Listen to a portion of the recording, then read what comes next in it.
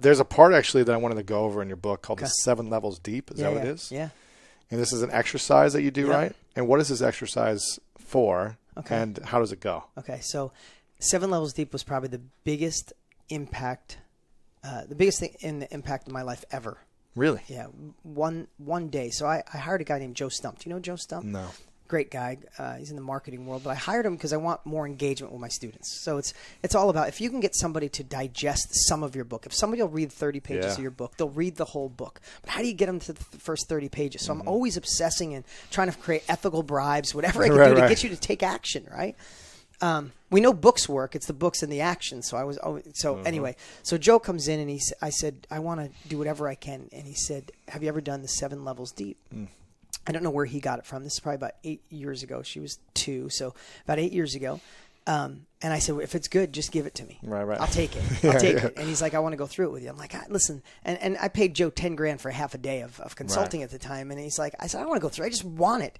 He goes, I won't give it to you unless you do it. So we sit there. And what the 7 levels deep is finding, everybody wants to know your purpose and what's this meaning of life and what's my why and all that. I get it. And it's kind of played out.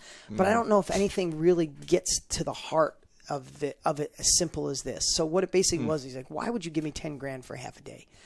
And I said, because I want to create a company that stands out from everybody else. I want to engage more students, change more lives. And he basically said to me, that's a really great answer. So I asked you why I'm here.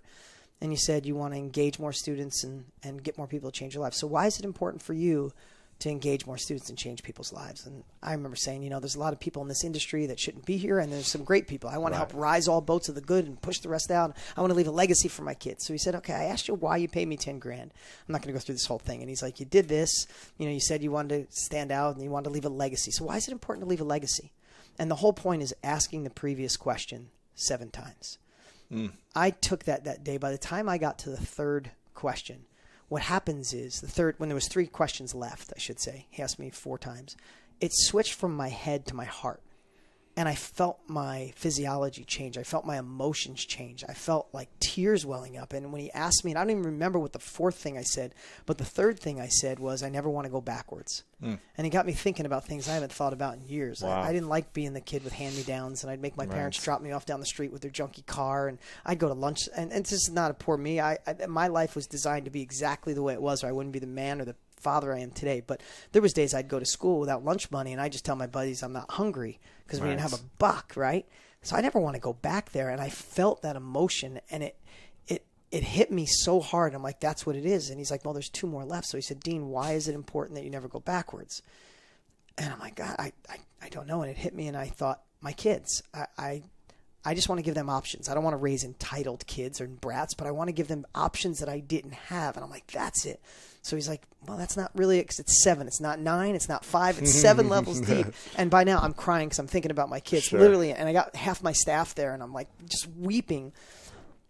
And it came to me. He said, why is that important? And it just hit me. And I never knew why I worked so hard since I was cutting firewood in high school and did all this stuff. I said, I need to be in control of my life. And these emotions flooded in.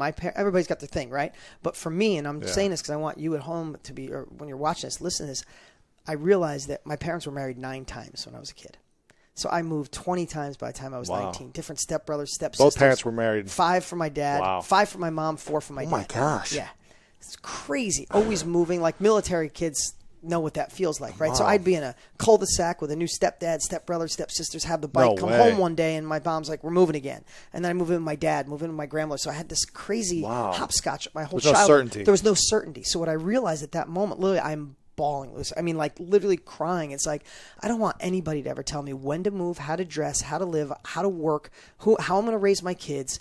It's definitely not going to kiss somebody's ass for money. Right. And I realized at that moment, my why was I don't want to be a control freak. I just want to be in control. When I was 27, I retired both my parents. I stopped worrying about them. I took care of my grandmother. I take care of so I got those problems out of the way. And when I anchored that in, and you watching at home, it's like, if you think you're watching this because you want to be an entrepreneur, or you already are. If you're watching this, you've already had great success in your life. You want that next level, or maybe it's income, or better health, or better diet, or better physiology, whatever it is you want.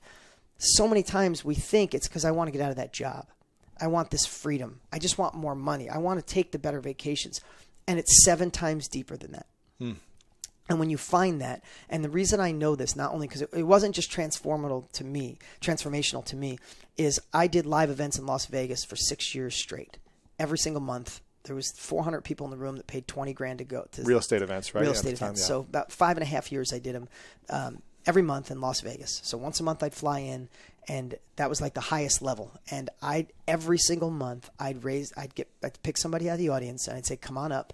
Let's do this 7 levels deep. Like, I got it, man. I know what it is. And I'm like, okay, so like, I'm going to give you a quick example. I won't beat this up, but this is so important because when you feel fatigued, when you want to say no, when you don't want to go to the gym, when you don't want to make that sales call, when you don't want to get your funnel working, when you don't want to start new, when you don't want to say no to someone you should say no to, or say yes to someone else you should say yes to, literally for me still, I fall back on my why. And when I think of my kids and going backwards and being in control, I could push through anything. Nothing will stop me. A bad day. I don't know what it's like to be sick because my mind, I can program my brain to just power through because I focus foundationally on this why. Right. So I remember this guy, he was awesome. This big dude, he had dreadlocks. He was like 6'7". I mean, 6'5". He was huge. This awesome dude. He comes up. He's like, man, picked me up. He gives me this big hug. He's like, so I said, why are you here? He's like, I already know, dude. You're not going to get 7 levels on me.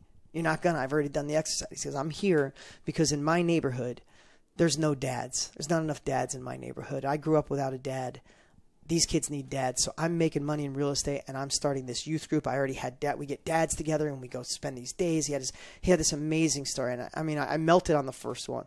And I said, well, why is that important? He goes, dude, what do you mean, why is that important to you? Of course it's important. And he's laughing, he's joking, and he gives me another reason. I want more money because I want to build a building for it. But I could tell he was still in his head. He gets to number 2 or 1, and everything changed on him. He gets small, and he starts crying. I mean, like uncontrollable crying. And he gets to his number 1. He's like, my mom raised a good boy, but when she died 9 years ago, I was a drug addict. And she never saw the man she created. And she said, I'm showing her in heaven what a man I'm saying it right now. I got physical good. Yeah. He said that, and he said, I'll never stop now.